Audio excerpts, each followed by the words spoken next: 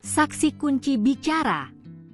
Pernah larang Jokowi mengaku sarjana, Roy Suryo bongkar sosok di balik ijazah. Pakar telematika Roy Suryo menyatakan akan menghadirkan sosok yang disebutnya sebagai saksi kunci dalam polemik dugaan ijazah palsu Presiden ke-7 RI Joko Widodo, Jokowi. Rock mengatakan sosok yang dimaksud merupakan tokoh yang mengetahui secara mendalam sejarah ijazah sarjana Fakultas Kehutanan Universitas Gadjah Mada, UGM, yang selama ini diklaim milik Jokowi. Menurut Roy, tokoh tersebut bahkan pernah memberikan nasihat langsung kepada Jokowi agar tidak mengklaim gelar sarjana apabila tidak diperoleh secara sah. Pada saatnya nanti akan ada tokoh kunci yang tahu persis kasus ini.